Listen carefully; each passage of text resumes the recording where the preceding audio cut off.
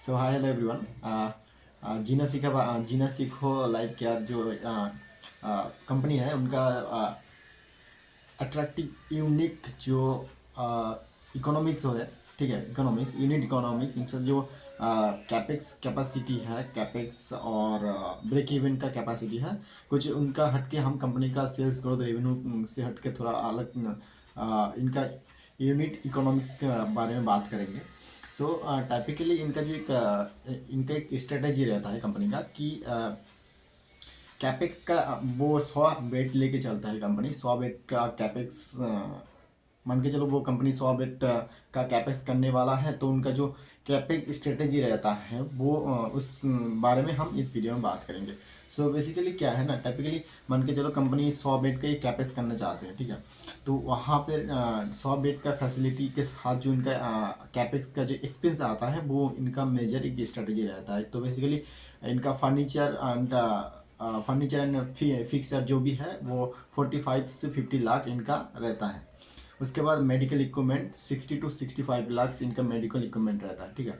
उसके बाद अब हो गया अब others infra like each facility wearing it it's depend on each facility, ठीक है। इंफ्रा इनका जो क्या कहते हैं वो मतलब इंफ्रास्ट्रक्चर के बारे में, तो वहाँ पे उनका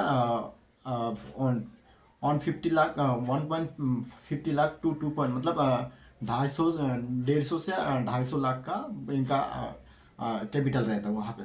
सो इन टोटल इनका टोटल बेट मान के चलो टोटल 250 लाख से लेकर 350 लाख, यानी 1.5 करोड़ से लेके 2.5 करोड़ से लेके 3.5 करोड़ का 3.5 करोड़ का इनका खर्चा रहता है पर 100 बेड्स का, ठीक है। तो पर बेड हो गया इनका 3 से 4 लाख, एम राइट। सो ये इनकी स्ट्रेटजी। उसके बाद फिर इनका वो मेडिकल फॉर्म में मान के चलो कैपेक्स का 100 बेड का कैपेक्स कर रहे हैं, ठीक है। तो उनका ओपेक्स क्या है, ओपेक्स इन द सेंस इनका जो एक्सपेंस होता है वो डॉक्टर को लाइन पे लाना उनका स्ट्रेटजी होता है उसके बारे में। तो इनका फिक्स कॉस्ट रहता है, टाइपिकली टीम साइज होना चाहिए मिनिमम 20 आयुर्वेदिक डॉक्टर्स का, ठीक है। उसके बाद इनका 80 सपोर्ट स्टाफ होना चाहिए। उसके बाद 100+ इनका कंट्रेक्चुअल स्टाफ होना चाहिए, मतलब कंट्रैक्ट के भी पे होता होगा शायद, तो ये उतना मेरे को क्लियर नहीं हुआ। उसके बाद 50 to 55 लाख इनका मंथली पेरोल होता है, यानी स्टाफ खर्चा पानी इलेक्ट्रिक बहुत कुछ ये मिला के इनका डॉक्टर लाइन पे अदर्स जो एक्सपेंस है वो भी हम यहाँ पे इंक्लूड नहीं है, जैसे कि रेंट अदर्स अलग से इनका 10 से 12 lakh monthly depending on upon location wise जाता है। 10 से 12 लाख इनका पर 100 बेड्स का फिक्स कॉस्ट है, कंपनी मान के रखा है। Variable cost like minimum consumable electricity operational expenditure, ये इनका टोटल सेल्स का 10 से 12% खर्चा रहता है। मान के चलो 100 करोड़ हुआ तो 100 करोड़ का 12 से 15% इनका सेल्स वो अपना 100 बेड्स के पीछे लगाता है, ठीक है, ये है। उसके बाद रेवेन्यू पोटेंशियल, एक सेकेंड। हाँ, तो उसके बाद क्या होता है कि इनका जो नेक्स्ट इनका जो प्लान रहता है, जो भी इनका मतलब टाइपिकली कैपेक्स के बारे में बात करें तो 100 बेड का कैपेक्स में बोला कि इनका 45 से 50 लाख रहता है और 60 से 65 लाख इनका मेडिकल इक्विपमेंट रहता है 100 बेड्स के ऊपर। उसके बाद उनका अदर्स इंफ्रा मतलब 150 से 250 लाख यानी 1.5 करोड़ से 2.5 करोड़ इनका इंफ्रास्ट्रक्चर के ऊपर खर्च करता है।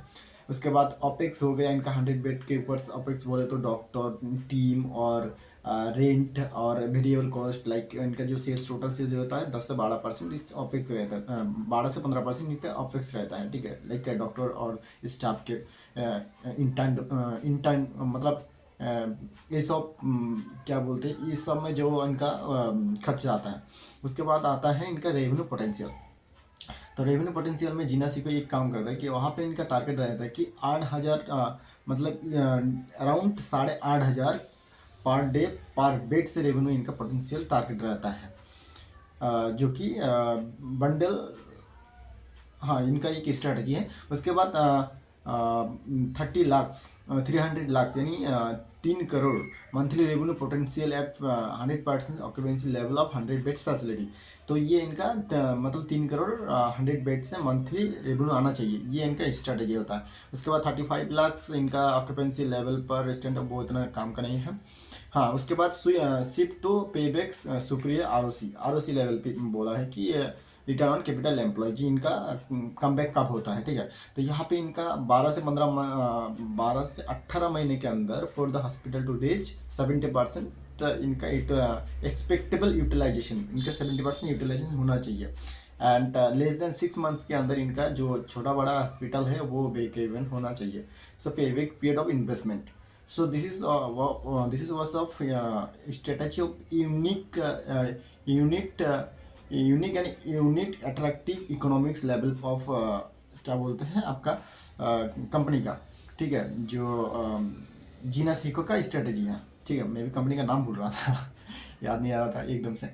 सो ये है इनका, मैंने सोचा कि इसके बारे में थोड़ा एक पोटेंशियल वीडियो बना दी जाए, क्योंकि ये एक कंपनी का स्ट्रेटजी है। तो उस हिसाब से हम जब इसका एनालिसिस करेंगे फंडामेंटली, तो जब भी कंपनी प्लान करेगा अपकमिंग टाइम पे तो हमको वो एक डाटा रहता है। So thank you so much, all the best.